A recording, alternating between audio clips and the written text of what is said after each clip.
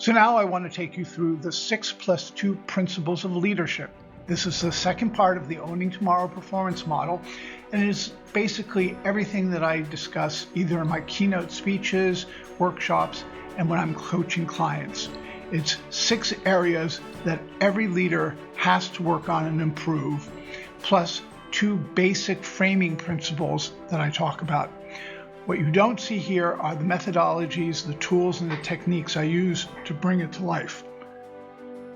First, I want to review the actual Owning Tomorrow performance model, which, as you remember, starts with our software, which is programmed by the outside world and experiences that we have in our interpretation and perception of those, as well as the external world, with which we have to make decisions, take actions, and communicate with in order to achieve the individual big and small results that we desire. But even more importantly is the overlay of purpose, why we do what we do, what we're about, and what is ultimately our purpose here on earth. That can be everything from raising the children as well as you can to having an impact socially, politically, or economically, starting a company that is disruptive.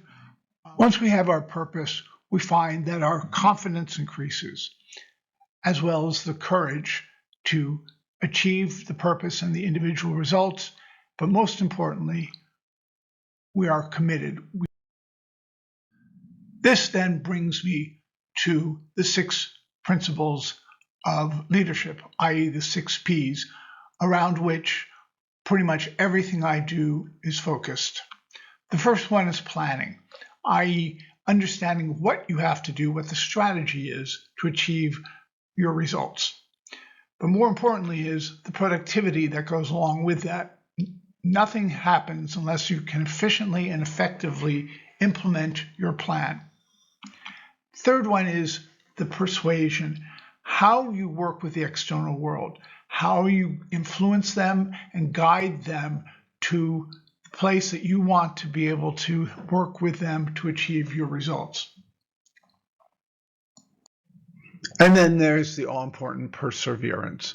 Without that, you can't get through all the difficult periods, the periods of doubt, but also the roadblocks that often come from the external world, or simply when you do realize that you've taken a wrong path or even determined wrong results. It's the perseverance that gets you through it. But the perseverance needs to also come with perceptions, the perception of what's really going on. Now, we tend to have subjective perceptions, but the role I play and what I help my clients do is to perceive really what the reality is so that they can actually then feed back on their perseverance and say, perhaps my perception was wrong about what I was trying to do or how I was doing it. This then takes us back to the beginning, i.e., how we program, or in this case, reprogram our beliefs, mindsets, and states of being. We easily forget that everything we do is to fulfill mankind's aspirations while we are on this planet. Whether you are at a stay-at-home mother, an entrepreneur building a business, a scientist, social worker, or the President of the United States. This can only be achieved by working with people using empathy and wisdom. Because without that, we will never ever find the happiness, fulfillment, and impact that inspires us to march forward. Thus, the most important framework of this model is people.